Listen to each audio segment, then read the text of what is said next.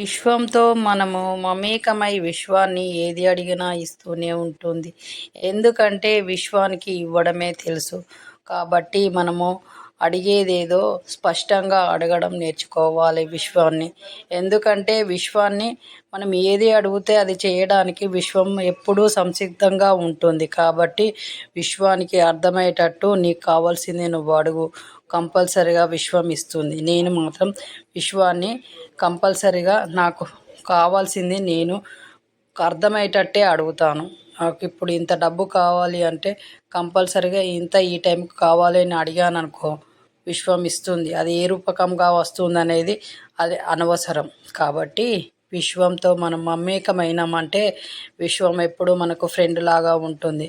కాబట్టి ఫ్రెండ్స్, విశ్వము మనకు ఒక ఫ్రెండ్ లాగా అనుకొని మనం ఉంటే మాత్రము విశ్వం ఇచ్చే సంతోషాన్ని ఎవరు ఇవ్వలేరు. బయట వాళ్ళతో ఫ్రెండ్షిప్ చేసే కంటే మన విశ్వంతో మనము ఫ్రెండ్షిప్ చేయడం చాలా మంచిది. ఎందుకంటే విశ్వానికి చెప్పుకున్నన్ని మాటలు మనం ఎవరికీ చెప్పుకోలేము.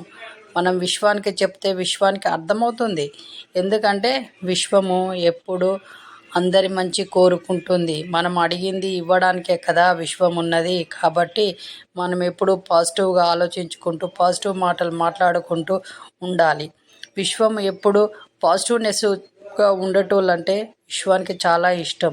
అందుకే మనం మాట్లాడే మాటలు ఎప్పుడు పాజిటివ్గా ఉండాలి. ఎందుకంటే తదాస్తు దేవతలు అటు ఇటు తిరుగుతూ ఉంటారట. వాళ్ళు మనం మాట్లాడే పాజిటివ్ మాటలు విని తదాస్తు అన్నారనుకో, మనకు అన్నీ మంచిగా జరుగుతాయి కదా. అందుకే నెగిటివ్ మాట్లాడకూడదు.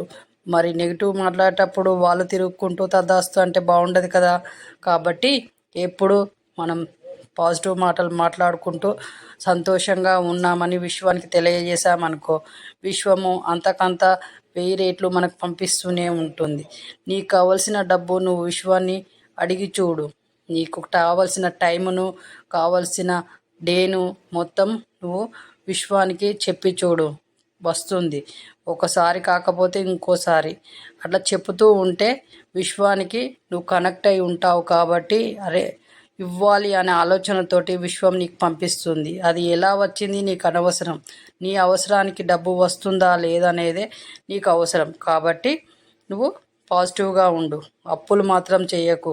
అప్పులు కాకుండానే నీకు విశ్వం ఇవ్వాలని నువ్వు కోరుకో, వస్తుంది.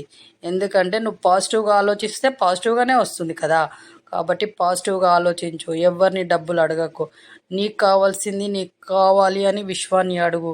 నీకు వర్కే పంపిస్తుందా లేదా వేరే రూపకంగా డబ్బు పంపిస్తుందా అనేది విశ్వం ఇష్టం. కానీ నువ్వు అడిగే విధానము నీకు ఇది కావాలి ఈ టైంకు విశ్వమా అని నువ్వు అడిగి చూడు, పంపిస్తుంది విశ్వం. అలాగే ఎప్పుడు పాజిటివ్గా మాట్లాడు. ఎదుటి వాళ్ళను దూషించడం నేర్చుకోకు. ఎదుటి వాళ్ళతో కూడా పాజిటివ్గా మాట్లాడు. నెగిటివ్ మాట్లాడే వాళ్ళనైతే మాత్రం నీ దగ్గరికే రానియకు. ఆ నెగిటివ్ మాట్లాడే వాళ్ళ వల్లనే వచ్చే కష్టాలన్నీ. ఎందుకంటే మనం మాట్లాడేటప్పుడు మధ్యలో వాళ్ళు నెగిటివ్ మాటలు మాట్లాడుతూ ఉంటారు. ఆ నెగిటివ్ మాటలు మాట్లాడేవే తొందరగా విశ్వానికి కనెక్ట్ అయ్యాయి అనుకో, అవే విశ్వానికి వినబడతాయి. కాబట్టి నెగిటివ్ మాట్లాడే మాటలను వాళ్ళను దగ్గరికి రానియకు. నువ్వు కూడా నెగిటివ్ మాట్లాడకు.